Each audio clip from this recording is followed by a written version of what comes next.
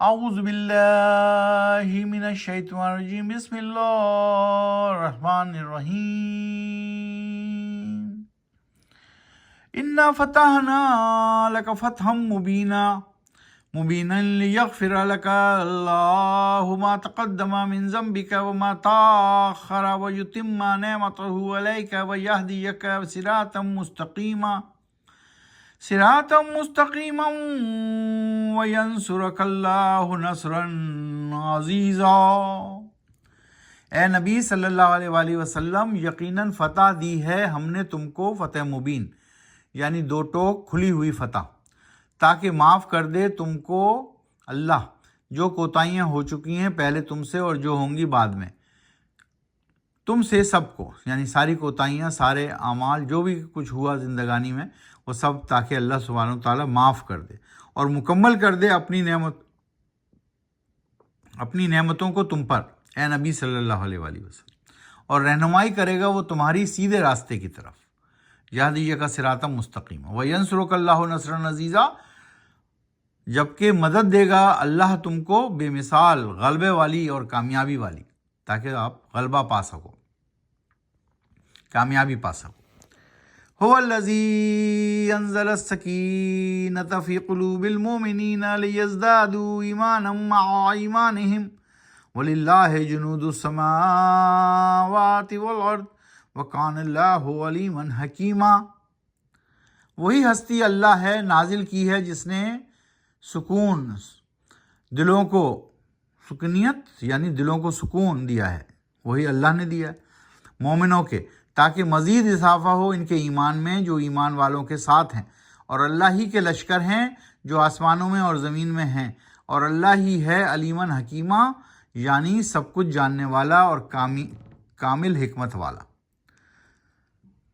لِيُدْخِلَ الْمُؤْمِنِينَ وَالْمُؤْمِنَاتِ جَنَّاتٍ تَجْرِي مِنْ تَحْتِهَا الْأَنْهَارُ خَالِدِينَ فِيهَا وَيُكَفِّرَ عَنْهُمْ سَيِّئَاتِهِمْ وَكَانَ ذَلِكَ عِنْدَ اللَّهِ فَوْزًا عَظِيمًا۔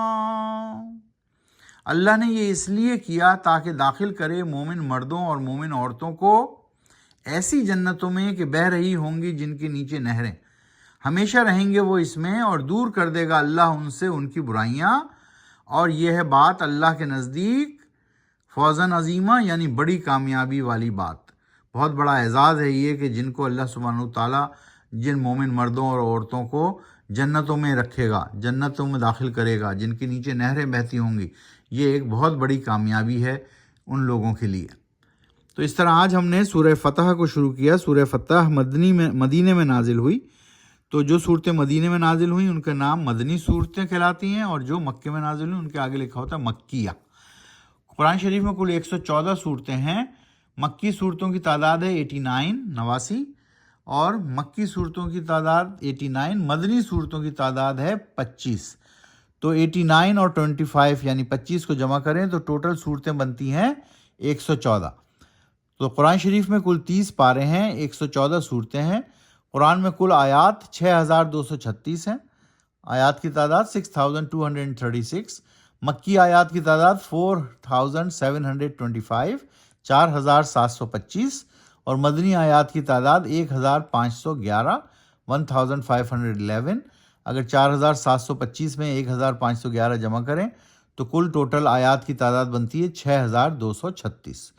تو یاد رکھیے قرآن میں کل 30 پارے ہیں اور ابھی ہم 26ویں پارے میں ہیں، اور قرآن شریف میں کل 114 صورتیں ہیں اور ابھی ہم 48 نمبر کی صورت میں ہیں جو آج ہی ہم نے شروع کی ہے۔